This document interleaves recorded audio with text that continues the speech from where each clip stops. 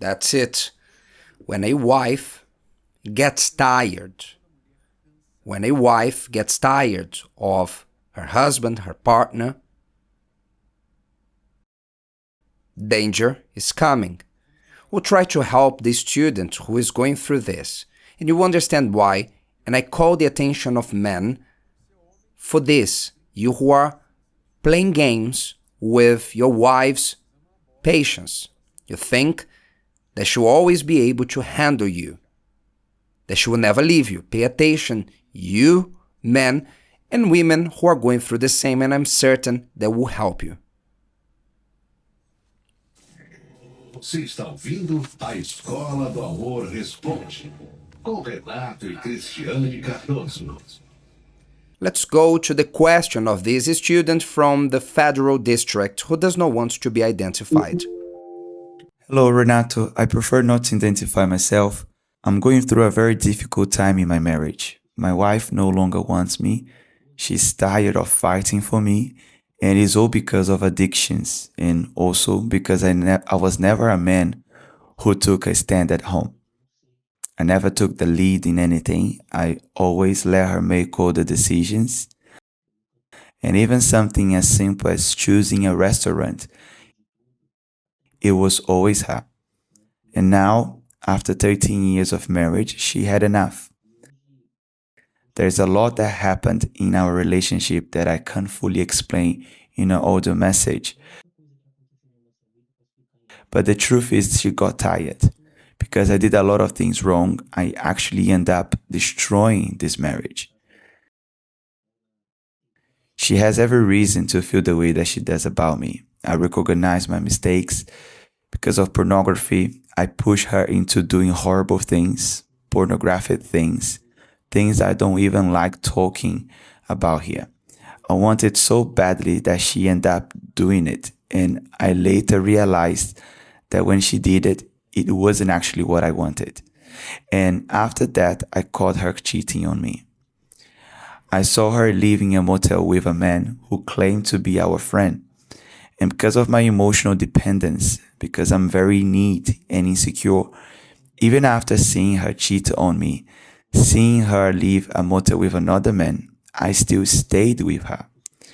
And when she saw the attitude, that even after catching her cheating, I didn't take any action, she got tired. And now I want to know, what do I do?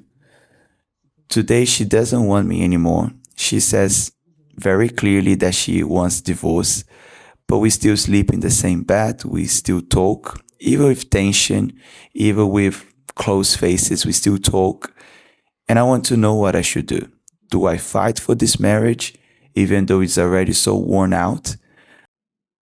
I don't know what to do. Should I leave the house and give her time? She says she wants time. Do I give her that time? I'm torn. Because if I leave and give her space, I'm afraid she might cheat on me again. I don't know. My life is a mess. Please help me. Well, let us speak about this matter of leaving the house or not. If you can stay there without being humiliated or imposing yourself, it's best for you to stay, because your changes must be seen by her. And you being close, it is easier, quicker for her to see your changes if you can remain. But at the same time, not be humiliating yourself, begging for her attention or being clingy, it is better. I imagine that you're still together for financial reasons, some logistics, and she tolerates you to be in the same house as her.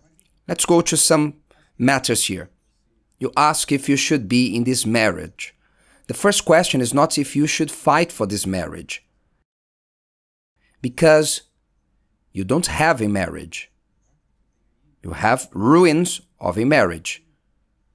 What you must understand is that this marriage was destroyed by your own hands because of the fallen, broken state that you are in. You are someone who has a history of addictions. I don't know if you overcame your addictions, pornography, to the point of indulging your wife to certain practices that were conceived in your mind because of pornography, and here's a warning to all men and women who consume pornography as if it was something normal, as if it was something to spice up the relationship. No, I do in the privacy of my room. I'm my own person. I'm harming nobody. It's just something online. Here's a warning through the story of our student. See what pornography brought to his life and to his marriage, to the point of pushing the wife to practices that he is ashamed of name them, and he thought would be good for them. And when he saw the wife practicing it, we can only imagine, then he learned that he hated it. Of course he hated. Pornography opens doors to dark places, filthy places in the human mind. And what you really want is to be far from it, whether you're man or woman. You have the history of pornography, of need for attention, insecurity, having your wife as if she was already conquered. You treated her as if she'll always be there. And the fact is, she got tired. You never position yourself as a man or a husband. So this was the reason why your marriage is over. So your question is, should I be fighting for my marriage? No. Before you're fighting for your marriage, you need to fight for yourself. You need to fight for you to be free from all these. To be free from the things that lead your wife to stop admiring you. One of the main problems with the consequences of what happened is that your wife looks at you, student, and she doesn't admire you. On the contrary, she disdains you. She despises you. I will even say that she feels disgusted with you. Why? Because you allowed this kind of behavior to happen. This is the problem. If you don't work on yourself, for you to come out of this situation and to become a true man, then there's nothing for you to fight for in this marriage. You shouldn't be thinking, oh, give me another chance, let's rebuild it. No, you need to think about rebuilding yourself because the problem is within you. So I would say that the good thing about all this that you reported is that apparently you finally admit, after she getting tired, that you were a rascal and now you need to change. This is good. This is the first step. Is to recognize that a change must happen. Where do you start? I don't know if you have already asked her for forgiveness, sincerely. Did she make a mistake? Yes. She ended up betraying you. She accepted wrong things. She's not perfect. But as I'm advising you, so the first step, if you didn't ask for forgiveness with sincerity, do so.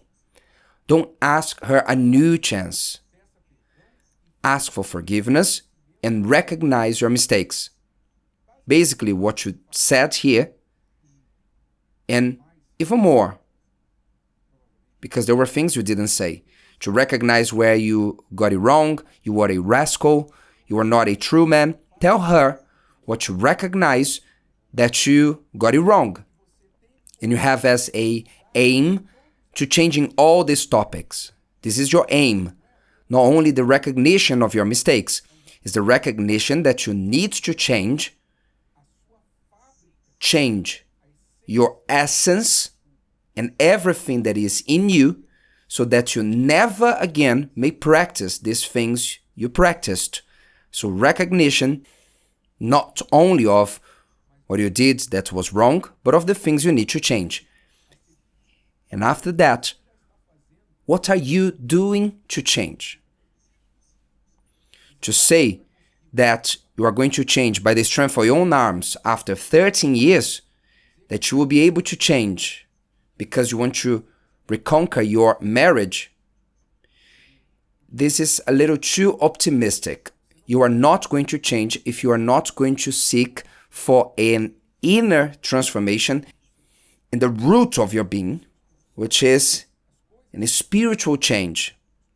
The addictions, the mistakes, all these practices you got involved, you need to look for God's forgiveness and a spiritual power for restoration, which the Bible calls the new birth, because when you are a new man, filled with the Spirit of God, you will not only hate these things, but you will never get involved with them and may have different actions.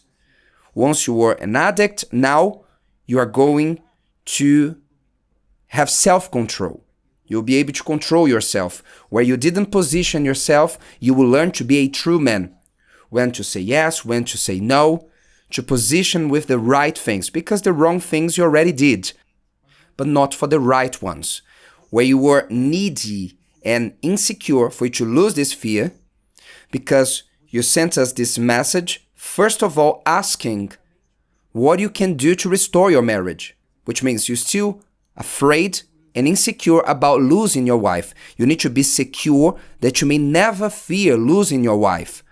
You only need to be afraid of being the same man you have been so far. Be afraid of losing your soul. This is what you should be afraid of. And this you only understand when you turn to God completely and become a new man. When you become this new man, you realize it.